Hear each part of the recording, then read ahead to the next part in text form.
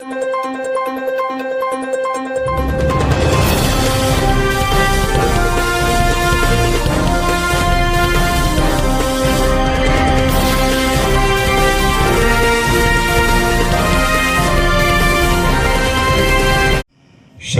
महामार्ग विरोधी सर्वपक्षीय शेतकरी मेळावा जो आपल्या निमगावमध्ये या ठिकाणी घेतला जात आहे, त्यासाठी आवर्जून उपस्थित असणारे व आपल्या सर्वांना आता ज्यांनी मार्गदर्शन केलं, तुमच्या सर्वांचे लोकप्रिय आमदार उत्तमरावजी जानकर भाऊ, माझे वडील राजूदादा पवार, जे कोल्हापूरवरनं खास आपल्या सर्वांशी संवाद साधण्यासाठी इथे आले आणि गेले 2 वर्ष शेतकऱ्यांच्या बाजूने आपल्या समितीच्या माध्यमातून लढत आहेत, असे गिरीशजी कोंदे, जीवनभैया जानकर, त्याच्याचबरोबर स्वाभिमानी शेतकरी संघटना काही दिवसांपूर्वी राजू शेट्टी साहेब इथे आले होते आणि त्याच संघटनेचे प्रतिनिधित्व करणारे अजितजी बोरकर, त्याच्याचबरोबर सतीश बाबा माने देशमुख, महादेवजी तळेकर सर, नंदकुमारजी मोरे सर, दत्तात्रय भैया मगर, ज्यांनी सुरुवातीला आपल्या सर्वांना मार्गदर्शन केलं, असे मच्छिंद्र आबा,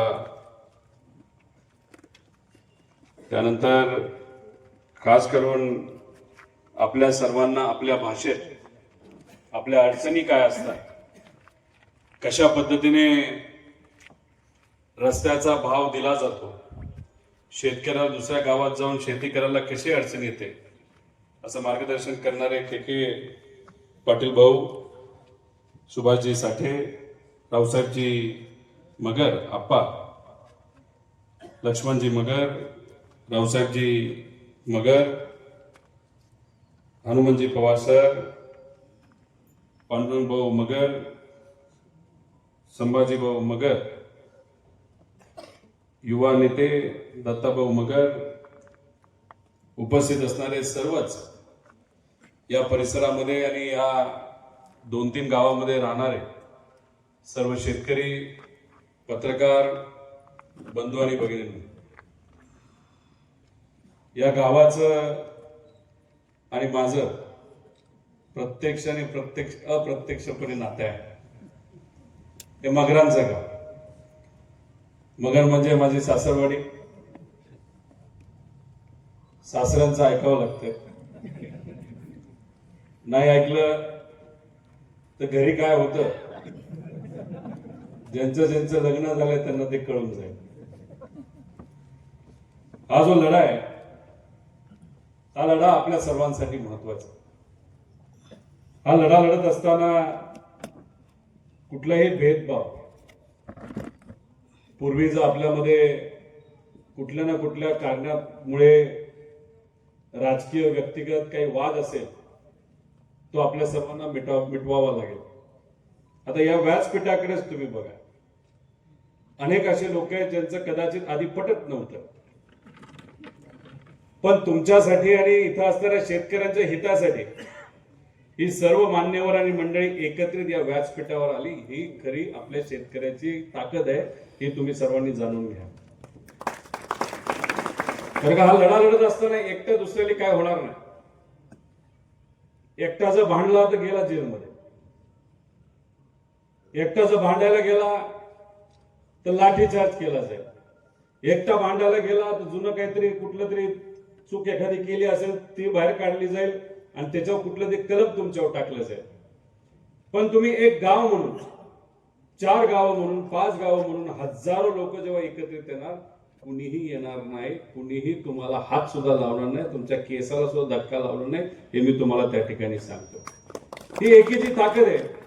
आणि जर चुकून कुणी आलंच तर तुमचे आमदार तर तुमच्या बरोबर आहेतच, पण मी आज या ठिकाणी शब्द देतो, शेतकऱ्यांवर जर अन्याय होत असेल तर त्या ठिकाणी तुमच्या या लढ्यामध्ये हा कार्यकर्ता सुद्धा 100% तिचा असणार आहे. ज्या शेतीबद्दल आणि ज्या जागेबद्दल आपण सर्वजण बोलतोय, ती जागा कोणाची हो? सरकारची का तुमची? तुमची का सरकारची? का इथूनच सुरुवात आहे, आपली कोणाची आधी शोधायला लागा? तुमची जागा आहे का नाही? शेतात ऊस असेल, कुणीतरी केळी लावली असतील, कुणी कुठलं तरी फळाचं पीक घेतलं असेल. बरं, चला ऊसाच्या बाबतीत आपण बोलू. 3-4 कारखाने इथून ऊस घेऊन जात असतील. बरं, एकाला समजा 3000 भाव दिला, एकाला 2900 भाव दिला, एकाला 3100 भाव दिला. ऊस कोणाचा देणार? का? ऊस कोणाचा आहे? शेती कोणाची? तुमची. शेतात कष्ट कोण करतं? तुम्ही. खर्च कोण करतं? तुम्ही. कोण पिकवतो शेतामध्ये? आपल्याच. तुम्हीच. मग शेतामध्ये जे पिकतं त्या पिकाला चांगला भाव मिळावा याची कोण ठरवतं? तुम्हीच. बरं, मग या परिस्थितीमध्ये या हायवेच्या बाबतीत हायवे मंजूर करत असताना तुमच्याशी चर्चा कोणी केली का? कोणी बोलवलं का? चला बसूया, चर्चा करूया, असं असं काहीतरी हायवे येणार आहे का? तुमच्या आमदार साहेबांना तिथं विश्वासात घेतलं होतं का? खासदार साहेबांना विश्वासात घेतलं होतं? कोणालाही विश्वासात घेतलं होतं का? म्हणजे असं काहीतरी लोक विचार करतात, नाही तर हे नेते विचार करतायत की सरकारी जमीन तर आपली आहेच, पण इथं असणाऱ्या सामान्य शेतकऱ्याची सुद्धा जमीन आपलीच, असं कुठेतरी काही नेते तिथं विचार करतायत. आणि हा जो विचार आहे ना, खोटा विचार, नाही तर अहंकारचा विचार, हाच कुठेतरी या लढ्यातून आपल्याला मोडून काढायचंय. हे तुम्ही त्या ठिकाणी जाणून ठेवा. आपण जर लढलो नाही ना, तुम्हाला काय मिळणार नाही. धोरण काय म्हणतं माहिती का? 2 पट रेडी रेकनर. तुम्ही म्हणाला होतो कुठला तरी पालखी मार्ग गेला, लय भारी रेट मिळाला. आपण पालखी मार्ग जो केला गेला तो आहे त्या मार्गावरच तो वाढवण्यात आला होता आणि अनेक वर्षांपासून तो मार्ग तिथं असल्यामुळे त्या जमिनीचे भाव आधीच वाढले होते आणि म्हणून त्याला जेव्हा 2 पट केलं गेलं तेव्हा त्यांना जास्त भाव मिळाला. बरं, आता तुमच्यातून जो हा शक्ती मार्ग चालू आहे, शक्तीपीठ मार्ग जो जाणार आहे, आता रस्ता आहे का? मग कसा भाव मिळणार तुम्हाला? एक तर हा रस्ता झाला नाही पाहिजे. बस जर करायचंच असेल तर प्रत्येक शेतकऱ्याला विश्वासात घेतल्याशिवाय, प्रत्येक शेतकऱ्याला त्याला लागेल तो भाव मिळाल्याशिवाय हा रस्ता आम्ही होऊन देणार नाही. कारण हा नॅशनल हायवे जेव्हा होतो तो काय हा नॉर्मल रस्ता असतो तसा नसतो. त्याला कंपाऊंड असतं, त्याच्यावर तुम्हाला बैलगाडी घेऊन जाता येत नाही, त्याच्यावर तुम्हाला मोटरसायकल चालवता येत नाही, त्याच्यावर तुम्हाला कदाचित रिक्षा सुद्धा चालवता येत नाही. तिथं मोठ्या गाड्या जातात, ट्रक जाऊ शकतात आणि मग त्यांच्यासाठी तो तिथं रस्ता केला असतो. आणि समजा एका गावातून दुसऱ्या गावात जर जायचं असेल, नाही तर या नॅशनल हायवेवर जो शक्तीपीठ मार्ग होणार आहे, जसा समृद्धी मार्ग झालाय, तेव्हा समजा तुम्हाला एका बायपास मधून दुसऱ्या बायपासला जर जायचं असेल तर 20-20 किलोमीटर तुम्हाला जाता येत नसतं.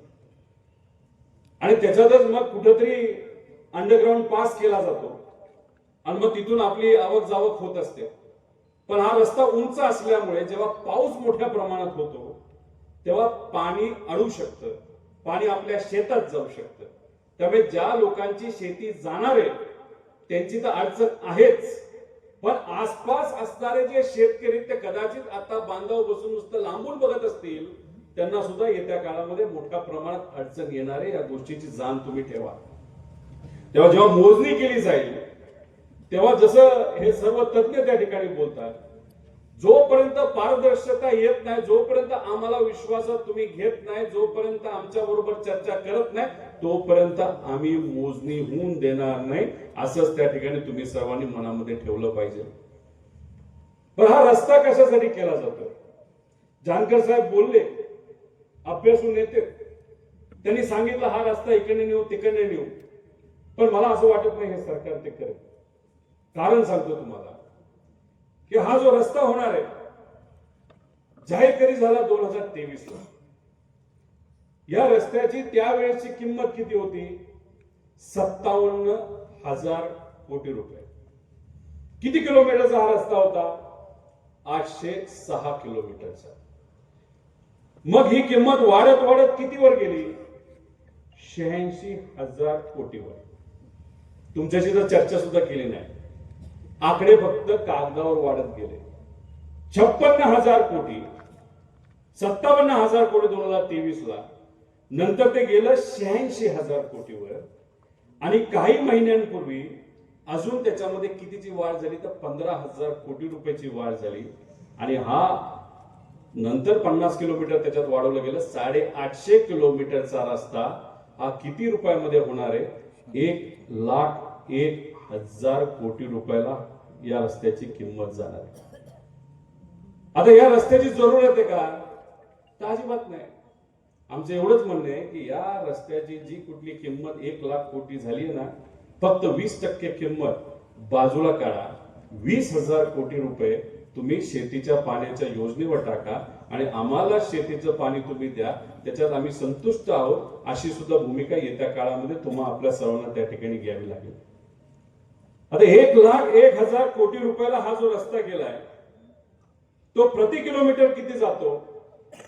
तर तो 120 कोटी रुपये प्रति किलोमीटरला जातो. बरं, असा रस्ता दुसरा कुठे झालाय का? आपण त्याचा अभ्यास करू. खरं तर मला गिरीश कोंडा विचारायचा, हा 6 पदरी रस्ता आहे. कुठे गेली? 6. उत्तर प्रदेशमध्ये गडकरी साहेब नॅशनल हायवेच्या अंतर्गत एक रस्ता त्यांनी केला आणि काही दिवसांपूर्वी मोदी साहेबांनी लोकार्पण सुद्धा केला. तो जो रस्ता आहे तो रस्ता किती रुपयामध्ये त्यांनी केलाय? तर तो प्रति किलोमीटर 70 कोटीवर केला. आपला किती रुपये? 60 कोटीवर केला. आपला किती आहे? 120. त्यांचा किती? 60. आपल्या तर त्यांच्यात किती फरक? 60 कोटी रुपये प्रति किलोमीटर. आता याच्यामध्ये तिथे त्या रस्त्याच्या किमतीच्या 26% किंमत ही शेतकऱ्याला दिली जाणार आहे. ती सुद्धा कमी आहे. आणि आपल्या या महाराष्ट्रामध्ये शक्तीपीठासाठी 17 ते 18% किंमत ही फक्त शेतकऱ्यासाठी त्या ठिकाणी देण्यात आलेली आहे. अजून चर्चा सुद्धा नाही, पण एस्टिमेट मध्ये त्यांनी तसं घेतलेलं आहे. बस शेतकऱ्याला देणारी किंमत थोडीशी बाजूला ठेवू, ती वाढवण्यासाठी तुम्ही आपण सर्वजण प्रयत्न करू नये. तर रस्ता नाही झाला तेच चांगले, पण मग आता रस्ता बनवण्यासाठी महाराष्ट्र सरकार, तुमचा आमचा सर्वांचा, महाराष्ट्रातला प्रत्येक व्यक्तीचा जो पैसा, जो तुम्ही बिस्किट खाता, तुम्ही खत घेता, तुम्ही घरामध्ये काय चहा पावडर घेता, तुम्ही थोडाफार इकडे तिकडे खर्च करता, त्याच्यातून जो टॅक्स गोळा होतो तो टॅक्स राज्य सरकारकडे जातो. तो राज्य सरकारकडे जो टॅक्स गेला याचा उत्तमात कसा केला जातो हे तुम्हाला सांगतो. त्यासाठीच हा शक्ती मार्ग त्यांना करायचा आहे, तुमच्यासाठी करायचा नाही. तर शेतकऱ्यांचा खर्च आपण बाजूला ठेवू. तर या शक्ती मार्गामध्ये 120 कोटी रुपयामध्ये प्रति किलोमीटर 90 कोटी रुपये हे फक्त बांधकामासाठी. किती? 90 कोटी प्रति किलोमीटर. आणि तोच उत्तर प्रदेशमध्ये 8 पदरी रस्ता, आपला शक्तीपीठ 6 पदरी आहे. आणि उत्तर प्रदेशमध्ये गडकरी साहेबांच्या मार्गदर्शनाखाली जो तिथं काम चालू आहे, ते काम झालंय, तो रस्ता बांधण्यासाठी किती कोटी रुपये प्रति किलोमीटर लागले? 40 कोटी रुपये. उत्तर प्रदेशमध्ये 40 कोटी रुपयामध्ये 8 पदरी रस्ता प्रति किलोमीटर त्या ठिकाणी खर्च येतो. आणि आपल्या महाराष्ट्रामध्ये शेतकऱ्याचा खर्च न धरता फक्त बांधण्यासाठी 90 कोटी रुपये प्रति किलोमीटर होतो, तो सुद्धा 6 पदरी. म्हणजे ह्या दोघांचा फरक जर काढला तर तो येतो 50 कोटी रुपये. 50 कोटी रुपये. आणि 850 किलोमीटर हा रस्ता आहे टोटल.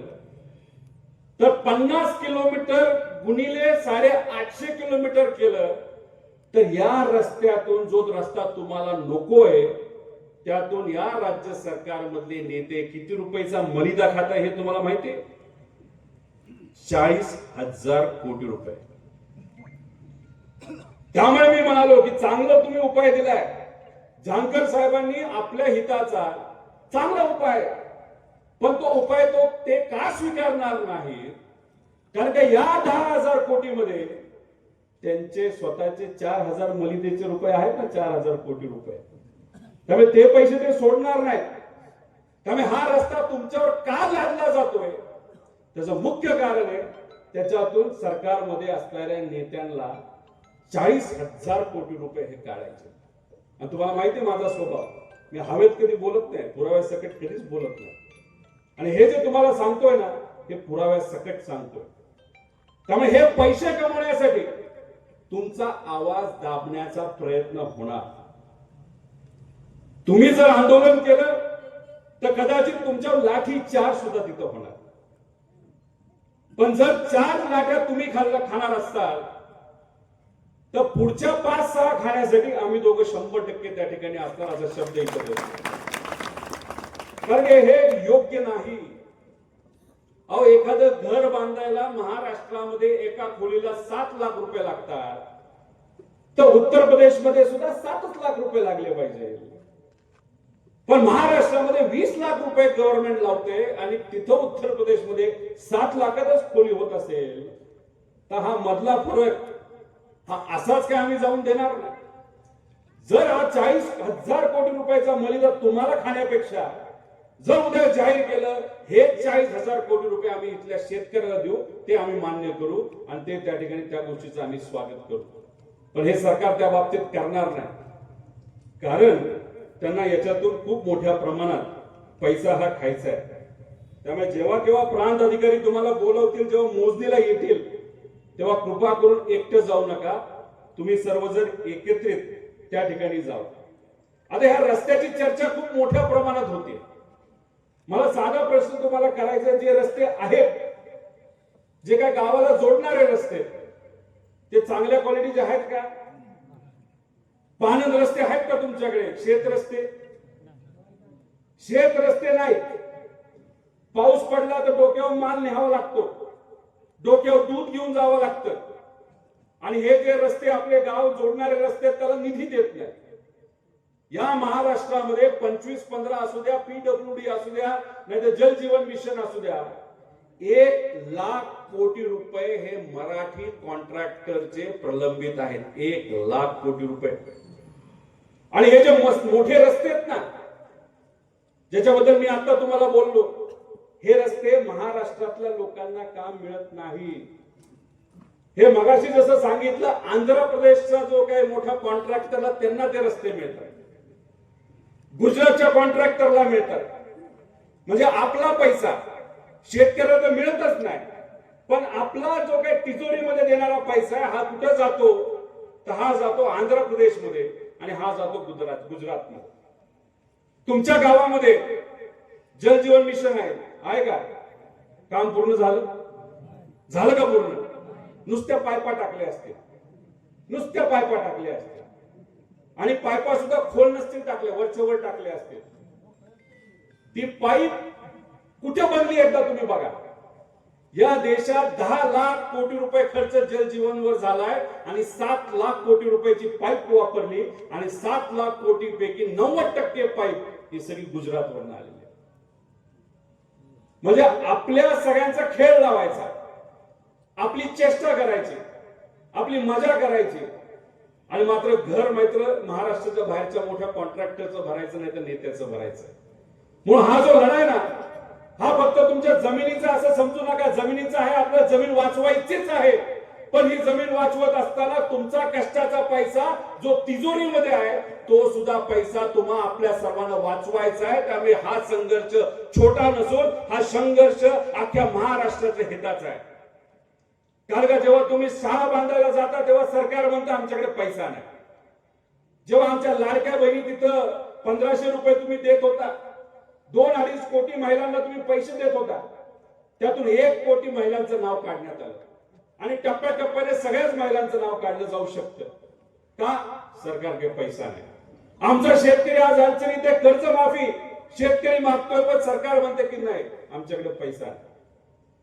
आमचा युवा विद्यार्थी म्हणतोय आम्हाला स्कॉलरशिप द्या, सरकार म्हणते आमच्याकडे पैसा आहे. आम्हाला हे जे गावाला जोडणारे रस्ते द्या, आम्हाला पाणंद रस्ते करू द्या, आम्हाला ग्रामपंचायत मध्ये 25-15 द्या, पण सरकार म्हणते आमच्याकडे पैसे नाही. पण मग शक्तीपीठ मार्ग करायला मात्र पैसा आहे तुमच्याकडे का? कारण का तिथे छोट्या छोट्या कॉन्ट्रॅक्टरला भेटायला लागत नाही. 1-1 कोटी काम जर छोट्या छोट्या कॉन्ट्रॅक्टरला दिलं ना, त्याला बोलून 10% घेणं सोपं नसतं. बघा ना तुम्ही, 1 लाख कोटी रुपये जर छोट्या छोट्या कॉन्ट्रॅक्टरला दिलं तर 1000 लोकांना घरी बोलवावं लागेल आणि 1 लाख लोकांना घरी बोलवावं लागेल म्हणजे 10% द्या. पण ह्या मोठ्या कॉन्ट्रॅक्टरला ज्याला 1-1 लाख कोटीचं काम दिलं जातं, त्याला एका बैठकीमध्ये 20-30 हजार कोटी रुपयाची डील होती. आणि ही गोष्ट तुम्ही जाणली पाहिजे. म्हणून हे सरकार आपल्या सर्वांना गृहीत धरते. त्यांना काहीतरी तिथं कमवायचंय, त्यांना त्यांची मैत्री जपायची, म्हणून तुम्हाला गृहीत न धरता, तुम्हाला विश्वासात न घेता त्या ठिकाणी ते तिथं या सगळ्या गोष्टी करत आहेत. तुम्हाला डिझेल मिळतं का वेळेवर? मला माहित नाही तुम्हाला मिळतं का नाही. मी बुलढाण्याला गेलो होतो, माझ्याच गाडीत टाकायला मला डिझेल नाही मिळालं. आता ही जबाबदारी कोणाची आहे? ही सरकारची आहे. तुम्हाला तुमचं ऐकून घेण्याची जबाबदारी सरकारची आहे. तुम्हाला आलेली अडचण समजून घेण्याची जबाबदारी सरकारची.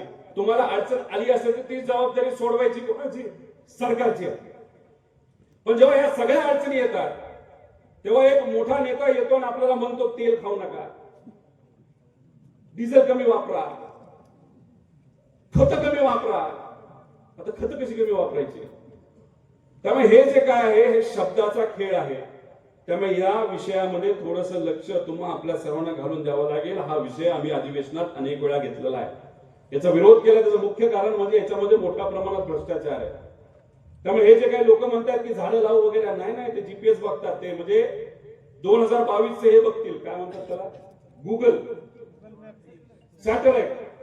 त्यामुळे तुम्ही झाडावर पण खर्च कराल आणि जर 2022-23 ला झाडच दिसलं नाही तिथे तर पैसे कसे मिळायचे तुम्हाला? मला माहित नाही फॅड कोणी काढले. अहो तुमची जमिनीची जागी तुम्ही लढताय. तुम्हाला हे माहिती आहे का, महापराक्रमी माणूस आहे नाशिकचा. कोण आहे सगळ्यात फेमस नाशिकचा आजचा माणूस? खरात. काय माणसं फेमस होतात आणि कशासाठी फेमस होतात? अहो हा खरात बोंधू बाबा, त्याला स्वतःच भविष्याचं माहित नव्हतं, पण त्याला हे मात्र माहित होतं की इथं शक्तीपीठ मार्ग चाललाय. भविष्याचं माहित असलं असतं पळून गेला असतं का नसता? त्याच्या आधी पकडला त्याला.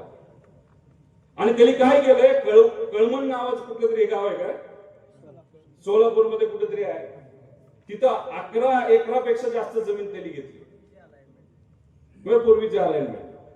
आता नाशिकचा बोंधू बाबा, त्याला काय माहिती सोलापूरमध्ये शक्तीपीठ मार्ग कुठे जाणार आहे? कसं माहिती असेल त्याला? कसं माहिती असेल बोंधू बाबाला? कुणीतरी सरकारमधलं सांगितलं असेल ना की जा तिथं जमीन घे. जमीन घेतली असेल 2 लाख रुपयाला. आता किती रुपयात ती विकली जाईल सरकारला माहित नाही. तुम्ही तरी लक्ष देऊन आहात, पण बऱ्याच जिल्ह्यांमध्ये, बऱ्याच गावांमध्ये तिथं काही लोकांनी जमिनी शेतकऱ्याकडनं फुकटात नाही तर स्वस्तात त्या ठिकाणी घेतलेल्या आणि त्याच्यावर ते पैसे तिथं कमवणार आहेत. या छोट्या छोट्या पण महत्वाच्या विषय आहेत त्या. आणि त्याच्याच बरोबर मगाशी सांगण्यात आलं की कोल्हापूरमध्ये जेव्हा इलेक्शन चालू होतं तेव्हा तिथं जाहीर करण्यात आलं, जेव्हा विरोध झाला शेतकऱ्याकडनं, आम्ही हा मार्ग होऊन देत नाही. आणि इलेक्शन संपलं की लगेच दुसऱ्या दिवशी नाही आता हा मार्ग होतो. म्हणजे इलेक्शनच्या आधी वेगळा शब्द आणि इलेक्शन झाल्यानंतर वेगळा शब्द. जर रंग बदलणारे हे लोक असतील, जर हे नेते असतील, तर उद्या जाऊन तुम्हाला दिलेला शब्द जर कागदावरच नसेल तर तुम्ही विश्वास ठेवून कसं चालणार? आज काहीच कागदावर नाही, फक्त गट सांगण्यात आलेले की हे गट या रस्त्यात जाणार आहेत. अरे पण किंमत तर सांगा, कसं होणार आहे? घराला किंमत किती देणार? विहिरीला किंमत किती देणार? खरंच आम्हाला रस्ता पाहिजे का नाही पाहिजे? आम्हाला इथून पाहिजे नसेल तर मगाशी जसं आमदारांनी सांगितलं तो पलीकडनं जाऊ द्या. पण ज्या पद्धतीने प्रत्येक जिल्ह्यामध्ये या बाबतीतला विरोध होतोय, मला असं वाटतं की हा मार्ग कदाचित असाच जर शेतकऱ्यांचा विरोध तिथं होत राहिला तर हा मार्ग होणार नाही असं मला तरी त्या ठिकाणी वाटतं. बरं हा मार्ग करायचा कशाला? तर गडचिरोलीला ह्याच्या आधी कधीही मुख्यमंत्री कुठल्या जिल्ह्याचा पालकमंत्री होता का? नाही. पण उठसूट जो मुख्यमंत्री बनतोय ते पालकमंत्री बनतात गडचिरोलीचा, बरोबर ना? गडचिरोलीला काय माहितीये का? जमिनीखाली लय महागडं खनिज आहे, लोखंड आहे, बरंच काय. आता हा जो मार्ग आहे तो मार्ग तिथून जो निघतो डायरेक्ट गोव्यापर्यंत जातो. गोव्यापर्यंत का? तिथं समुद्री पोर्ट आहे. म्हणजे तिथं खनिज जे निघणार ते या रस्त्यावरनं डायरेक्ट कमी वेळात जाणार कुठं? गोव्याला. म्हणजे फायदा कोणाला होणार? ती जी खानवाली कंपनी आहे ना तिथली गडचिरोलीची प्रायव्हेट, त्या कंपनीला त्याचा फायदा होणार. त्या कंपनी कुठले ते नाही, लॉयड JSW आणि लॉयड काय ते नावाचे.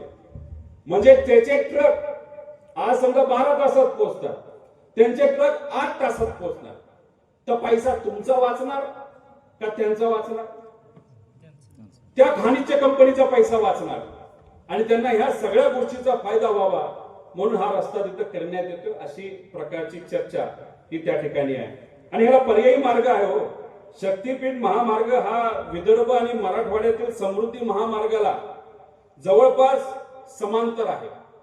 जर समृद्धी महामार्गावर तुम्ही 60,000 कोटी रुपये जर लावले असतील, कधी तुम्ही जावा, तासाला फक्त 10 ते 12 गाड्या जातात, त्याच्यापेक्षा जास्त जात नाही.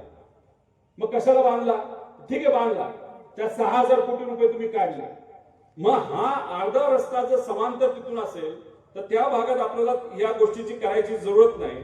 आणि त्यामुळे त्याच्याच बरोबर तुम्ही जर बघितलं तर नागपूर तुळजापूर आणि नॅशनल 166 रत्नागिरी कोल्हापूर हा मार्ग सुद्धा आधीच उपलब्ध आहे.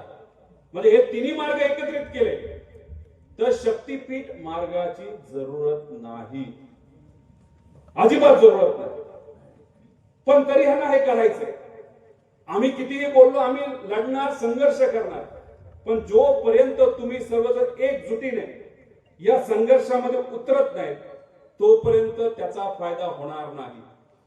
सुपीक जमीन तुमची सुपीक आहे का नाही, चांगली आहे का नाही, त्याच्यावर घर चालतं का नाही चालत, अशी जमीन या रस्त्यामध्ये त्या ठिकाणी जाणार आहे. काही काही ठिकाणी पुराची परिस्थिती नाही तर धोका हा येत्या काळामध्ये वाढणार आहे. पर्यावरणाला तर धोका होणारच आहे. त्यामुळे याच्यामुळे कुठे ना कुठेतरी एक तर सरकारला नाही तर या आपल्या तिजोरीवर 86,000 1 लाख कोटीचा बोजा तो चढणारच आहे. पण जंगलतोड होणार, त्याच्याच बरोबर पिण्याच्या पाण्याचे स्रोत जाणार. कधी जर पाऊस मोठ्या प्रमाणात झाला तर ते पाणी अख्ख्या शेतात घुसणार. अशा प्रकार येत्या काळामध्ये वाढू शकतात. त्यामुळे मी सुद्धा याच्यामध्ये लक्ष देऊन आहे. त्यासाठी आम्ही या विषयामध्ये असं म्हणतोय की हा मार्ग होणं हे योग्य नाही. त्यामुळे आम्ही इन्फ्रास्ट्रक्चर नाहीतर आम्ही विकासाच्या विरोधात आहे असं आम्ही म्हणत नाही. आमचे एकच मत आहे की हे 1 लाख कोटी रुपये जे आहेत ना, तुम्ही पाणी रस्त्यासाठी वापरा. तुम्ही या जिल्ह्यातल्या नॉर्मल रस्ते जे आहेत जे खराब झालेले आहेत, जे गावाला जोडणारे आहेत, हॉस्पिटलला जोडणारे आहेत, शेताला जोडणारे आहेत, त्याच्यासाठी तुम्ही वापरा. तुम्ही जी शाळा आहे शाळेसाठी वापरा, आरोग्यासाठी वापरा, पोलीस स्टेशन बांधण्यासाठी वापरा.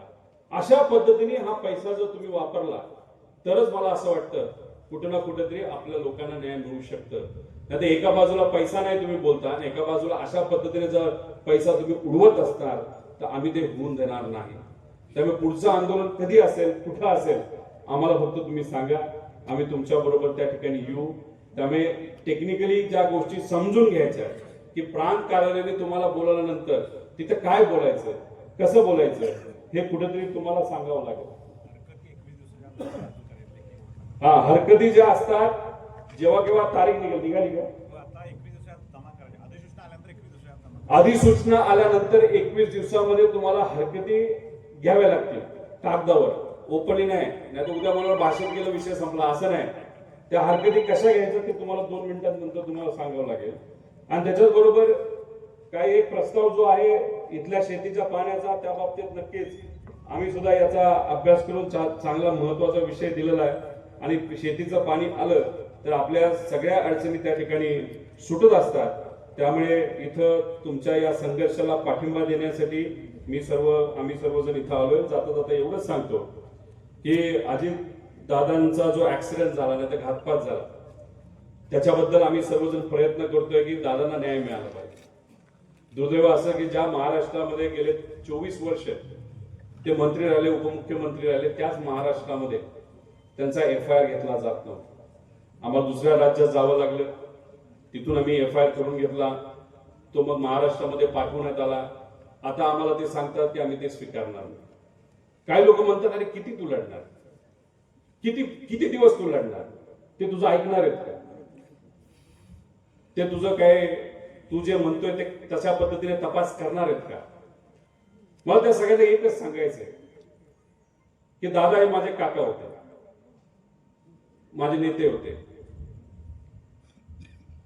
आपण आपल्या मनामध्ये जर शंका असेल आणि त्या शंकेचं निरसन जर होत नसेल आणि त्यासाठी आपण संघर्ष जर करणार नसेल, आपण फक्त घरीच बसणार असो की जाऊ दे कोण करणारच नाही, चला गपचूप आपलं घरी बसा, मनामध्ये आहे की काहीतरी झालंय शोधायचंय, पण नाही नको कशाला त्रास होईल, ईडी येईल, CBI येईल, ही अडचण आणतील ती अडचण आणतील, जेलमध्ये टाकतील आणि मग आपलं घरी बसणं जास्त योग्य असं काही लोकांना वाटत होतं. मला त्यांना एकच सांगणं, माझा काका गेलाय, माझा नेता गेलाय आणि माझ्या काकासाठी नेत्यासाठी जर लढणार नसेल तर उद्या जाऊन एखादा शेतकरी आला, एखादी महिला आली, एखादा युवा आला, एखादा विद्यार्थी आला, एखादे वडीलधारी आले आणि म्हणाले की आम्ही अडचणीत आम्हाला मदत करा, आमच्यासाठी संघर्ष करा. अरे पण काकासाठीच जर आम्ही लढलो नसेल तर सामान्य लोकांसाठी कसं लढणार. आणि त्या भूमिकेतून दादांच्या बाबतीत जे काय घडले ते आम्ही शोधल्याशिवाय राहणार नाही. जसं दादांसाठी प्रामाणिकपणे आम्ही लढत आहोत तसं तुमच्या सर्वांसाठी उद्या जाऊन महाराष्ट्रात कोणालाही काही अडचण असेल तर आम्ही सर्वजण मिळून तुमच्या हितासाठी आणि महाराष्ट्र धर्माचं संरक्षण करण्यासाठी तिथं लढू असा विश्वास प्रामाणिकपणे या ठिकाणी देतो आणि तुमच्या या लढ्यामध्ये कायमस्वरूपी तुमच्या बरोबर आहे असा शब्द देतो आणि थांबतो. जय हिंद, जय महाराष्ट्र.